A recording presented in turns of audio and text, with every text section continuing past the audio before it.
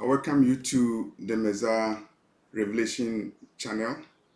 This is an end time prophetic channel. Today, our message is focused on comments made by somebody regarding reparations for slavery. I made a video on reparations, and somebody made comments, and I found it important to respond to the comments. As you're aware, there are calls for reparations for slavery. And the Prime Minister of Barbados has made a call. The African Union in Africa also has made a call, and there's going to be a conference on reparations in Ghana at the end of the year 2023. In the United States, there are calls for laws to be passed on reparations in the Congress and in the city of New York. The City Council also is preparing for a law to demand reparation for slavery. And when I made that video, somebody by name Michael, you go by Michael Coffey, you made a comment, and I responded to you, but I think it is imperative for me to do a video on your comment. You made some points, and I'll go by the points that you made. Point number one, you said the perpetrators of slave trade were Africans, and Africans sold their people into slavery. You are correct that some of the perpetrators were Africans. I will not go into details in apportioning blame or comparing the liabilities at this point. All I want to say is that in the history of black people, there always have been collaborators. There were some Africans who collaborated with the imperialist and colonial forces. In the same way, even in America and other parts of the world, there are always Uncle Toms.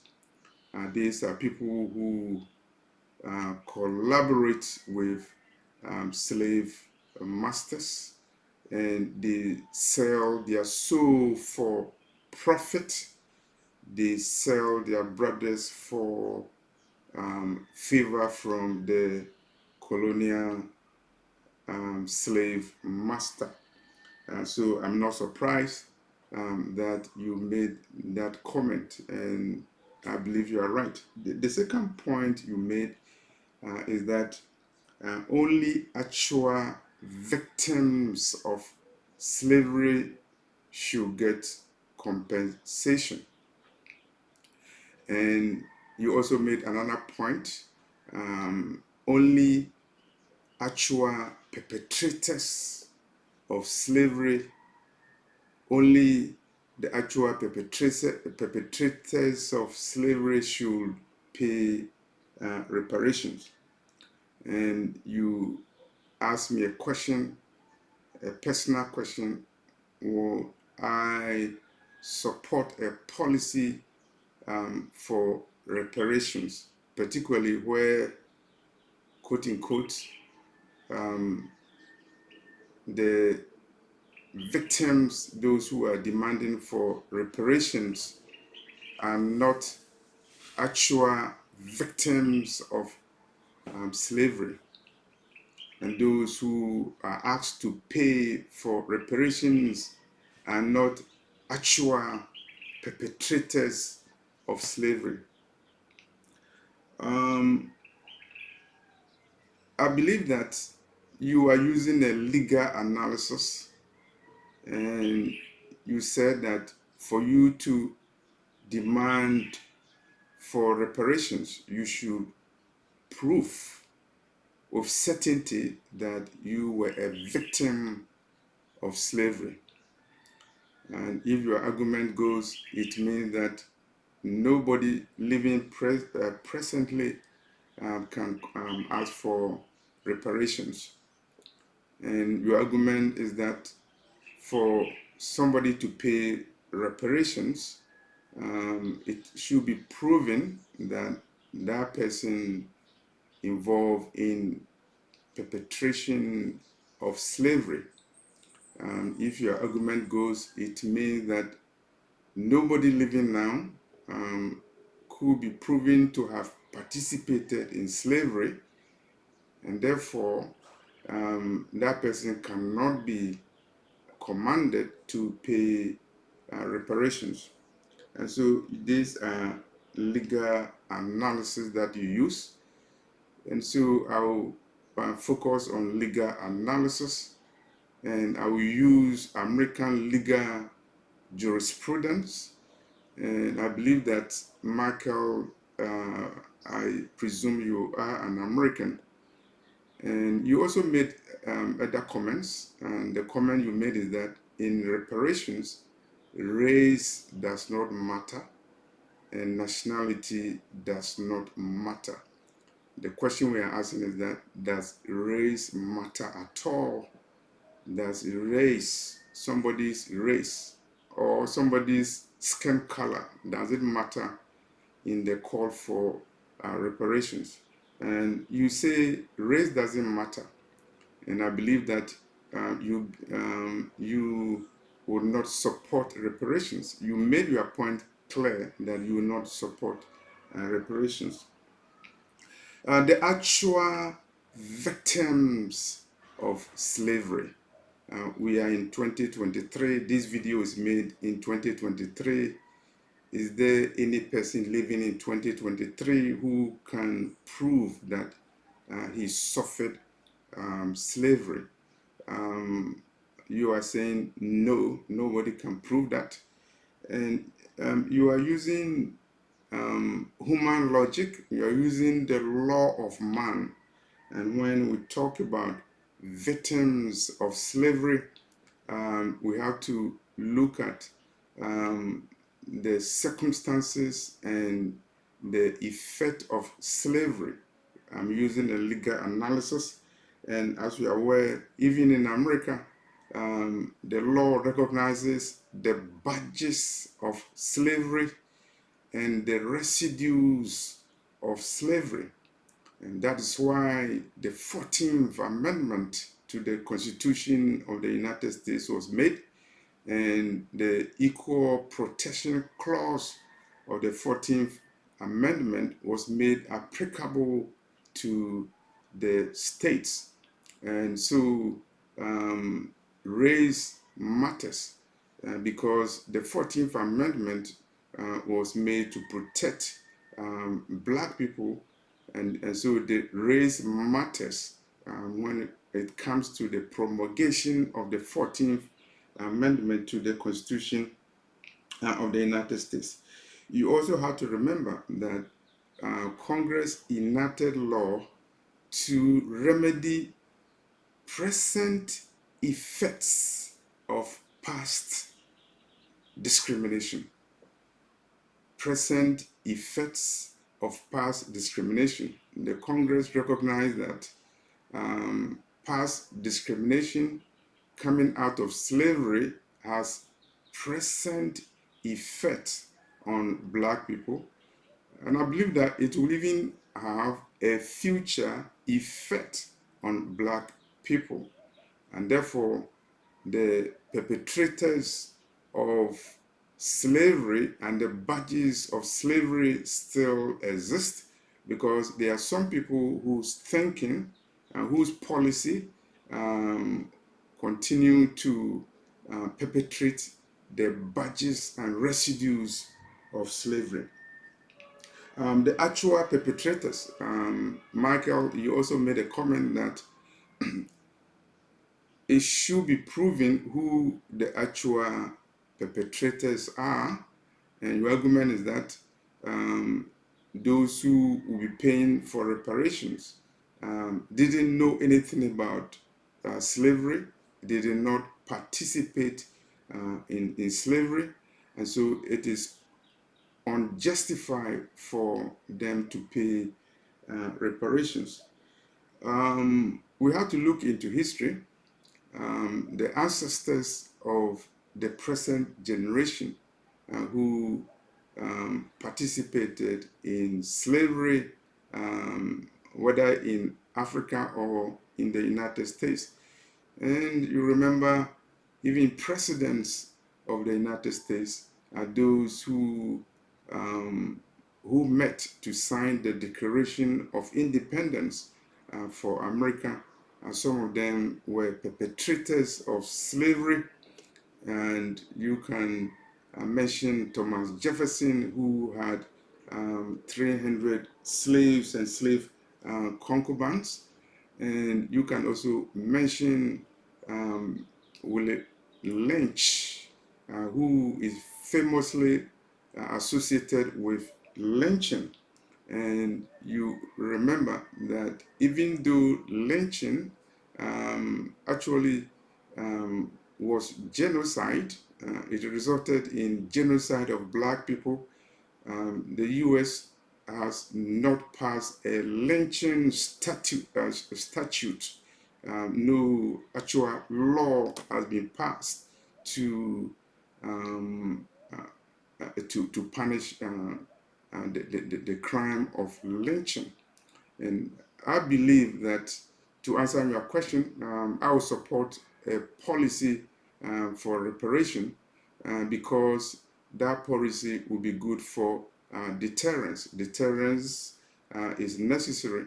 The crimes against Negroes is a genocide. You can call it a crime against humanity, and it should not happen again. What the Gentile powers did to the Negroes and the atrocities that they were taken through the genocide on the Atlantic. If you can call it the genocide on the Atlantic, is so traumatic, is so inhumane that there should be a law passed about reparations, laws to prevent future occurrence of these atrocities. And so, from a policy point of view, from the point of view of natural justice, I believe that reparations is important. You remember, in America, there are laws favoring punitive damages in some cases, in some criminal cases, even in some cases regarding breach of contract. They are called for punitive damages. Punitive damages are damages that are imposed on defendants in order to serve as a deterrence to crime or policies or actions that are unjustified.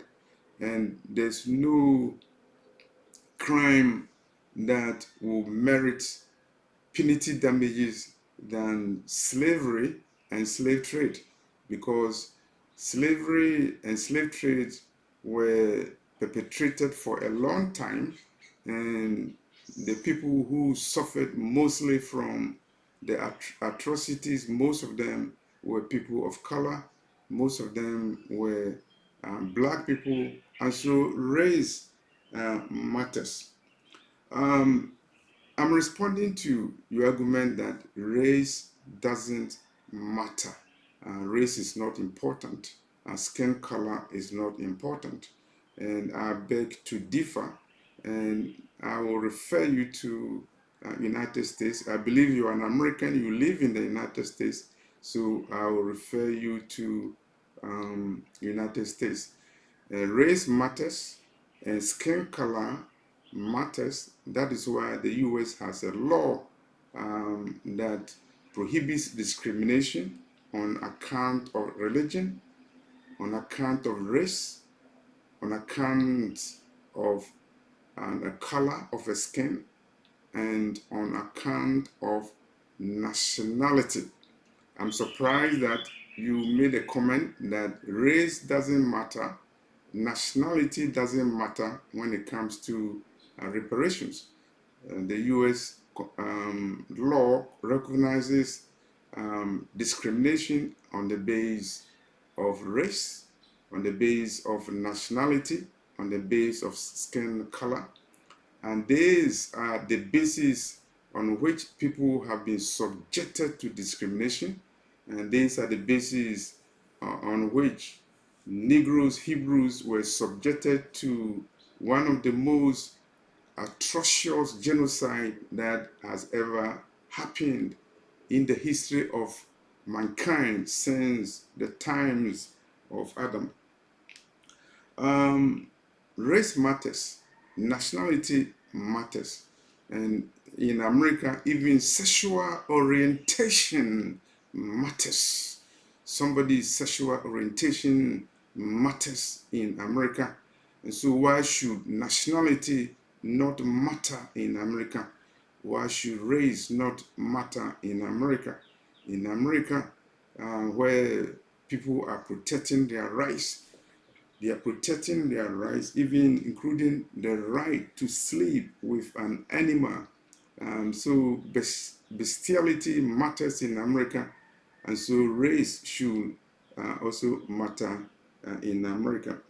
In case you are not aware that race matters in America, I will take you through American criminal law and the history of American criminal law.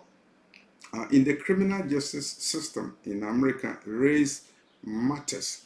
I will refer you to a study by Professor Baldus. We call it the Baldus study, Baldus, Baldus study. He looked at the factors that affect criminal justice in America. He looked at over 200 variables that affect the criminal justice system, and he concluded that race plays a major part in the criminal justice system in America. And so race matters in America.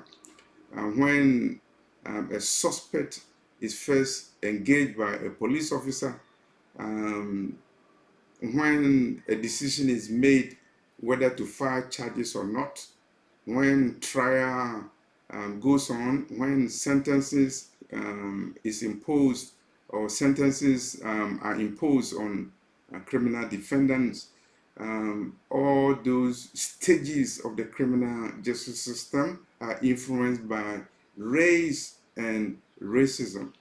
And so I would suggest that you do a proper research on how race affects the criminal justice system in the United States. Since I want to use American criminal justice system to make a point that race matters, I'll refer you to court cases in the criminal justice system. I'll refer you to United States versus Armstrong, a case in California. In that case, a black person challenged imposition on a sentence on him. I'm referring to disparities in the sentencing system in the US criminal justice system, where those accused of possessing crack cocaine were given more harsh, draconian sentences than people accused of possessing powder cocaine. So a difference sentencing for crack cocaine versus powder cocaine. And there's a race issue there because Those who mostly consume powder cocaine are wealthy white criminals, quote unquote. And those who consume crack cocaine are poor black people, people of lower class, poor people, mostly black people, who are found to be consumers of crack cocaine. Crack cocaine and powder cocaine, both are not good, but the criminal justice system found it convenient to impose more harsher sentence on crack cocaine because the criminals were mostly black people, and so race matters in the criminal sentencing system. United States versus um, Armstrong, or Armstrong versus United States. The case was a California case. United States versus Armstrong, California case dealing with disparities in sentencing in connection with crack cocaine and powder cocaine. I'll give you another case, a Georgia case, McCleskey versus Kemp. McCleskey is M small c, capital C L E S K Y. McCleskey versus Kemp, KEMP, 1987 case, a case in Georgia. And this case involved disparities in the imposition of death sentence. A black man was given the death sentence and he challenged the sentence of death. And the legal argument is that the sentencing system in the state of Georgia is racially biased because those who suffer death sentence are disproportionately black people. And so whether to impose death penalty or not in the state of Georgia is dependent upon the race of the perpetrator of the crime and the race of the victim of the crime. Why? Because race matters. Why? Because in the decision to impose death sentence, the judge will look at the color. The judge in Georgia will look at the race of the perpetrator and the race of the victim. And because of this racial animus, more black people are put on the death row in the state of Georgia and other states in America than people who are not black. And so race matters. And the Supreme Court case, McCleskey versus Kemp, 1987, is a testimony of the racial animus that influences the criminal justice system in the United States. Race matters even in housing, and I'll refer you to a book called The Color of Law, how the US government participated in a scheme to segregate housing, and the history of the so-called projects in America will tell you that the government of the United States intentionally pursue policy that will lead to segregation of races. So I'll refer you to a book called The Color of Law, written by a Jewish man, detailing the policies that were passed by Congress to put black people in projects to segregate them. And these policies are badges of slavery. The perpetrators of slavery are people who are in high authority, and the beneficiaries of slavery are people who are living now.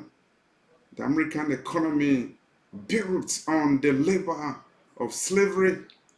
And so the perpetrators of slavery, you cannot find them. Thomas Jefferson is dead. William Lynch is dead. But those who benefited from slavery are still alive. And so it will be legal to impose reparations on them because they are beneficiaries of the slavery system and they will continue to benefit from slavery. I cannot end this video without looking at the distinction between the law of man and the law of God. Michael, you are saying that we cannot suffer from the sins of our ancestors, and that is your viewpoint, but that is the law of man. The law of God is different. As a result of the sin of our ancestor Adam, we are all sinners, and unless we repent and take the atonement of the blood of Yeshua Jesus, we are going to hell. The law of God is different from the law of man. It's different from the law of the US Congress. It's different from the decisions of the judges of the United States. Some of these judges are Freemasons. They were appointed by American presidents who were members of the Freemasons, and their thinking is different. Their justice is the justice of man. It's different from the justice of Elohim. And so, Michael, we are sinners because of the crimes and the sins of our ancestors, as the case of Adam is given to you. Based upon the laws of man, based upon the laws of America, there is a law called the Statute of Limitations. That's the time limit that you have to pursue a course of action, otherwise you lose it.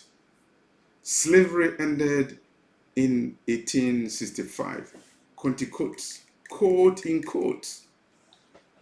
The Emancipation Proclamation came and slavery ended in 1865. The statute of limitations is over. You cannot sue because it's too long. That's your argument. That's not the argument of Elohim. There's no statute of limitations in the law of God. When judgment comes, the final judgment of God, there wouldn't be any statute of limitation.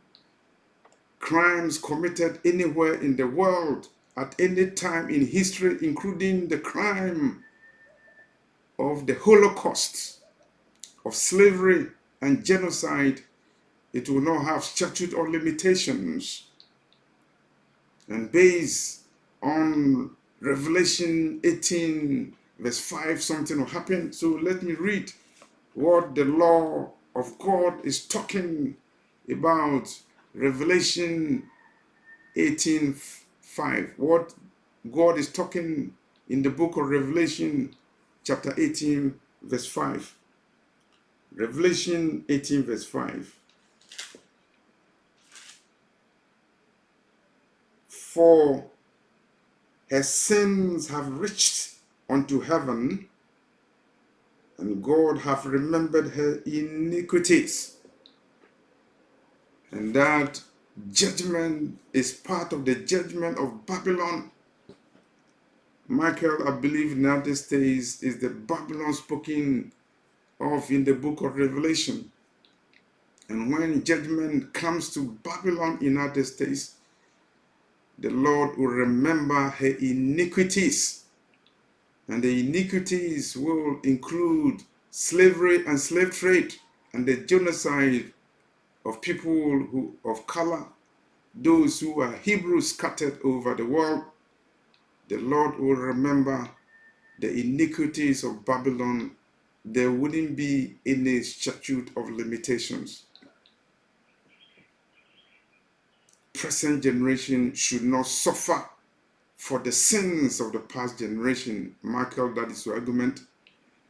This is the argument made by lawyers of men. It is an argument that you can make in the Supreme Court of the United States, but in the court of Elohim, that argument will not stand, because Babylon will be held responsible for the death of all the prophets, even though Babylon will not be the actual killer of all the prophets. But when Babylon is judged, she will be judged because of the death of all prophets. And it's because Babylon will kill prophets, and the Lord will hold Babylon responsible for all prophets killed from the time of Abel to the time of the prophet Zechariah. And so my conclusion is that reparations are justified, race matters, and that ends my case. Subscribe to the channel, share the videos. I'm leaving the links of this video in the description box. The law of man is not the law of Elohim. No statute of limitations.